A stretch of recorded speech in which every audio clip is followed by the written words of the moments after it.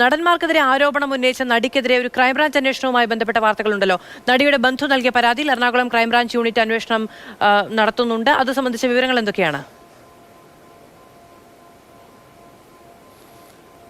മധു, മുകേഷ് അടക്കമുള്ള നടന്മാർക്കെതിരെ പരാതി നൽകിയ ആലുവ സ്വദേശിയായിട്ടുള്ള നടിയുണ്ട്. ആ നടിക്കെതിരെ രണ്ട് തരത്തിലുള്ള കേസുകളാണ് ഇപ്പോൾ ഉള്ളത്. അതായത് ഒന്ന് പോക്സോ കേസ്. ആ പോക്സോ കേസിൽ ഇപ്പോൾ ആ കേസിൻ്റെ കൂടുതൽ അന്വേഷണങ്ങൾക്കായി മൂവാറ്റുപുഴയിൽ നിന്നുള്ള പോലീസ് സംഘം ചെന്നൈയിലെത്തിയിരുന്നു. അവർ ചെന്നൈയിലെത്തി സീൻ മഹസർ അടക്കം തയ്യാറാക്കി ഈ കേസുമായി ബന്ധപ്പെട്ട വിവരങ്ങളെല്ലാം തന്നെ ശേഖരിച്ചു. അപ്പോൾ അവർക്ക് ബോധ്യപ്പെട്ടിരിക്കുന്ന ഒരു കാര്യം, ആ പ്ലേസ് ഓഫ് ഒക്കറൻസ് പൂർണ്ണമായും തമിഴ്നാട്ടിലാണ്, ചെന്നൈയിലാണ്. അതുകൊണ്ട് തന്നെ ആ കേസ് തമിഴ്നാട് പോലീസിന് കൈമാറാനുള്ള ഒരു ശുപാർശ അവരുടെ ഭാഗത്ത് നിന്ന് വന്നിട്ടുണ്ട് എന്നതാണ് നമ്മൾ മനസ്സിലാക്കുന്നത്. ഇക്കാര്യത്തിൽ അന്തിമമായ തീരുമാനം എടുക്കേണ്ടത് സംസ്ഥാന പോലീസ് ആസ്ഥാനമാണ്.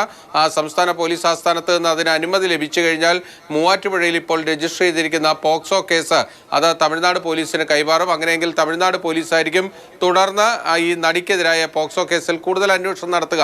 അതോടൊപ്പം തന്നെ ഈ പരാതിക്കാരി അത് ഈ നടിയുടെ അടുത്ത ബന്ധുവാണ്. അവരുടെ പേര് സമൂഹ മാധ്യമങ്ങളിലൂടെ ദുരുപയോഗം ചെയ്തു അല്ലെങ്കിൽ അവരുടെ പേര് വെളിപ്പെടുത്തി എന്ന് ചൂണ്ടിക്കാണിച്ചു മറ്റൊരു പരാതി കൂടിയുണ്ട്.